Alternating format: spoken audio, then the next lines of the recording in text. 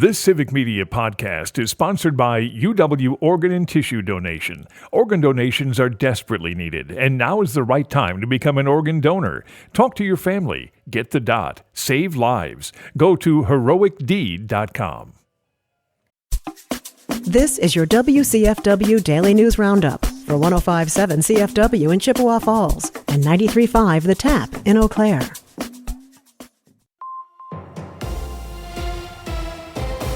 For WCFW News, I'm James Kelly. Residents of a nursing home in Rice Lake have been temporarily relocated after a significant building failure. Officials from Dove Healthcare in Rice Lake say the facility suffered a water pipe burst, forcing the temporary relocation, and all 46 residents have been moved to a facility in Spooner temporarily. Nobody was reported injured during the water pipe burst or the move, and officials say they've connected with all the primary contacts of the residents. Dove Healthcare's Rice Lake employees will continue to care for those residents.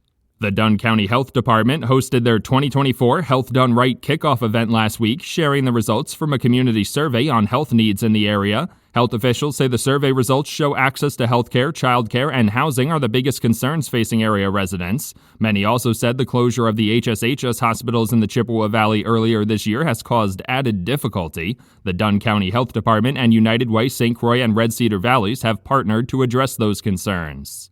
An Eau Claire man charged with stealing over $100,000 from his grandmother has been sentenced to 5 years of probation. 25-year-old Evan Daniels will be required to complete treatment court, a mental health assessment, and maintain absolute sobriety, as well as paying a yet-to-be-determined amount in restitution. Daniels was supposed to be caring for his grandmother, but family members later discovered that her $300,000 account had been reduced to about $75,000 in just a few months.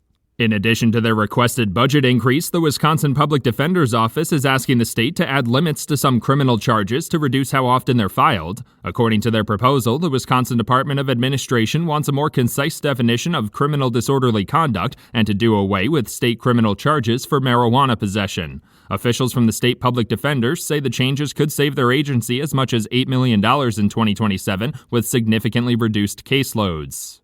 The Wisconsin Department of Justice has announced $7 million in funding to help address the opioid crisis. According to a press release, the state DOJ received the funding from the Comprehensive Opioid Stimulant and Substance Use Program grant. The goal of the program is to connect with residents struggling with opioid addiction before they suffer an overdose or law enforcement agencies get involved. The funding will be used for outreach efforts, self-referral and officer intervention programs, and support services like mental health care. If you missed out on Wisconsin's 9-day gun deer hunt season, the Department of Natural Resources still has some other hunting opportunities this month. There are still a couple days left in the muzzleloader season, which will end on Wednesday, before the statewide antlerless-only hunting season takes place from Thursday to Sunday. Select farmland zone units will also hold an antlerless-only holiday hunt from the 24th to January 1st. The archery and crossbow season is also still underway until January 5th or 31st, depending on your region. The Spooner Area School District is looking for input from the community during their search for a new superintendent. According to school officials, the district is asking residents to complete a survey on the school website to help them determine what priorities those residents want to see addressed by their eventual choice. The survey can be found under the Announcements tab on the website and will be available until December 13th. The website also has more information on the process of the superintendent search for residents. The attorney who represented Chippewa County Sheriff Travis Hakes during an investigation into his conduct as sheriff is now suing the county for legal fees. Richard Hodsdon is claiming over $27,000 in legal fees are due to him for representing an elected county official in the matter. The Chippewa County Board recently voted against paying the legal fees after being advised by the county's liability insurance company to deny the claim. In a statement, Sheriff Hakes noted that he is not a party in the lawsuit.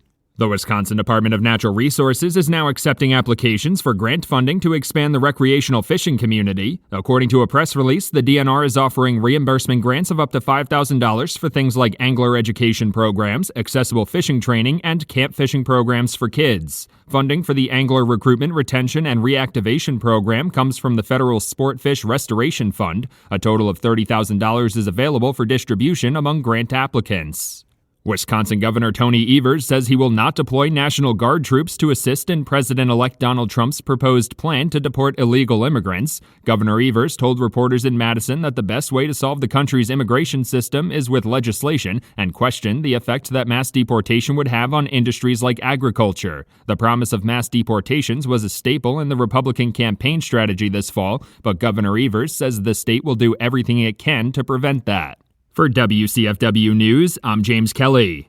The Bucks beat Brooklyn. I'm Mike Clemens with sports. The Milwaukee Bucks picked up a win, beating the Brooklyn Nets at the Barclays Center, 118-113. After the game, Doc Rivers agreed his team got off to a slow start. You know, it's funny. It felt like we played awful offense. We were shooting 57% at halftime, but we turned the ball over and gave up offensive rebounds. And they had a 10-shot cushion on us. Now, in the second half, we got to the foul line a lot, so it looked worse. But we only took 68 shots tonight, which is unheard of in a basketball game. The Bucks host the Orlando Magic in an NBA Cup quarterfinal tomorrow night at Fiserv Forum. Baseball, Willie Adames agreeing to a 7-year contract with the San Francisco Giants over the weekend worth $182 million, the largest deal in that team's history. The 29-year-old shortstop played 4 years for the Brewers. NFL, Packers back at work in meetings and getting ready for a road trip to Seattle to play the Seahawks on Sunday Night Football. With sports, I'm Mike Clemens. On your entertainment beat, I'm Pete Schwaba. Joker 2 was universally panned as a terrible movie by critics and audiences alike, who in some cases walked out during screenings. There is at least one dissenting voice, though, in director John Waters, who says Joker Folie à Deux is one of the best films of 2024. According to Variety, the director of Hairspray was quoted as saying, "Finally, a love story I can relate to," and added, "Stupid critics, Gaga so good, Joker so right, die, dumbbells die." That's John Waters. If you're curious to see if you agree with Waters or the rest of the world, Folie à Deux drops on HBO Max Friday, December 13th. The film stars Joaquin Phoenix and Lady Gaga and is directed by Todd Phillips, who decided to make the sequel a musical. Critics and audiences seem to agree to a letter, or number, how good or bad the film was, as Rotten Tomatoes posted a 32% from each group. It might be worth a watch, though, and a little less painful if you decide to watch it in the comfort of your own home. Brace yourself for a new Hollywood reboot, folks. Scrubs ran for 7 seasons from 2001 to 2008 on NBC, and then 2 seasons on ABC. The original executive producer and showrunner Bill Lawrence will also commandeer the reboot, but as of right now, there is no cast yet attached. Maybe they should cast those 2 guys from the T-Mobile commercials. Looking for a good murder mystery? You might want to check out the show Cross. Cross is based on the best-selling Alex Cross novels by James Patterson and is quickly gaining viewers. The show logged 40 million views in its first 20 days of release, making it the 6th most viewed show ever on Amazon Prime. Aldous Hodge plays the brilliant Alex Cross, a detective and forensic psychologist who pursues serial killers. Season 1 is currently available to stream.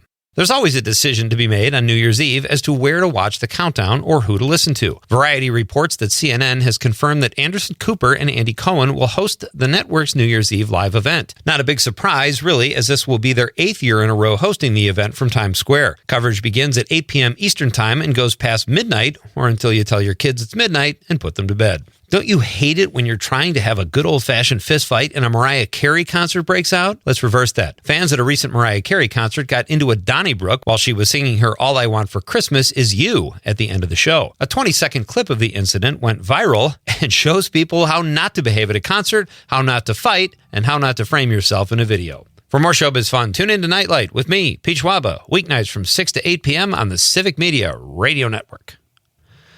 A little sunshine this morning, becoming mostly cloudy and breezier by later this afternoon. High will be in the low to mid 40s by midday, falling into the 30s by late afternoon. Tonight, we'll drop down into the upper teens to low 20s. Tomorrow, mostly cloudy, colder with a high in the low 20s.